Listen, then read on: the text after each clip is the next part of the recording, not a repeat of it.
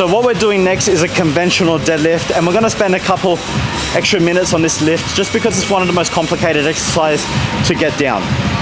Now, the reason we utilize this movement is to activate the muscles in the posterior chain and the quads, because it is a whole body movement, because there is a degree of pushing off the platform which utilizes the quads, and there's a pulling motion at the same time as you pass the knees, which activates the posterior chain. So these are things you have to consider when you're performing each rep.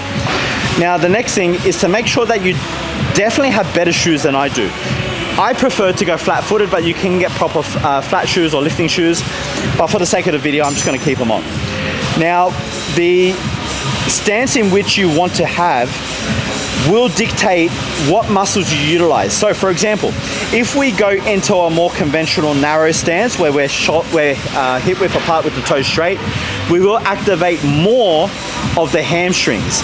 If we pull the feet a little bit wider, which might be better for your biomechanics, and you turn your toes out slightly, then you'll target more of the glutes and quads and the hamstrings all together. There is definitely still a degree of quads with the narrow stance as well. So what we'll do, let's just go for the narrow straight stance, because I like to use this for my hamstrings. The bar needs to be situated about 1 inch away from the shins or directly above your shoelace. So make sure you really pay attention to that. So when you go down into your deadlift, you do have the freedom to push your knees forward slightly. And that creates a degree of comfortability and stops you from rolling the bar away if you're too close. Because we always want to center it as much as possible to our body in order to take pressure off the lower back. The next thing is the knee position. It's very important that we don't let the knees collapse in together, which will stress the lower back because of the disengagement through the glutes. So what you want to probably think about is that there are hands pushing your knees in and you're resisting, or you have a band around your knee and you're applying tension, slight tension on that band, and that will help stack up the lower chain a lot better. Now, flat back, hands straight down by your side. You go straight down into the bar. So all you do is you just squat down or drop yourself into the bar, push your hips back till you feel stretch in your lower glutes and upper hamstrings. Grab the bar nice and tight, turn your elbows in and push your knees out. You've created optimal tension and shoulder blades back.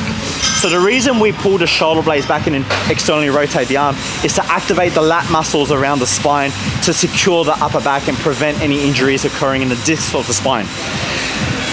So go straight down, point your chest out, but not too much. Don't overextend, but just enough that you are able to comfortably get into position with your hips. And then pull your chest up, take the slack out of the bar. So a mistake people make is that they just drop into the bar, but they don't actually have a slight pull on the bar. So when you hear that click, that's the most optimal point to start dragging the bar up. You never want to yank the bar up. That's where people get hurt on every exercise, is when they grab the weight and they yank it up. Very stupid. You aren't going to last long if you do that. All you want to do is create tension and then drag it up. So once again, we get into position, we pull our shoulder blades back, internally rotate our arms, knees out, pull our chest up, taking the slack out of the bar. And then from here, you have to find the point in which your hips lock, your glutes, hamstrings and quads activate, chest up, push the floor down with your feet and drag your chest up, keeping the bar close to the body. Boom. Okay? You'll notice when I'm at the top, I have my abdomen pulled in, so my rib cage is rolled forward, which disengages my lower back, activates my hamstrings and glutes more, and then I just drop the bar straight down, I reverse the movement and pull my hips back. You could either go for a dead stop and then go again, or you could go for a tap and go sort of method. Just a nice light tap. It's a couple of things. You always want to control the negative. You never just want to drop it. Even if you finish a rep or pull, drop it down. You don't want to look like a jerk in the gym. You also want to take advantage of the negative portion, which creates strength as well.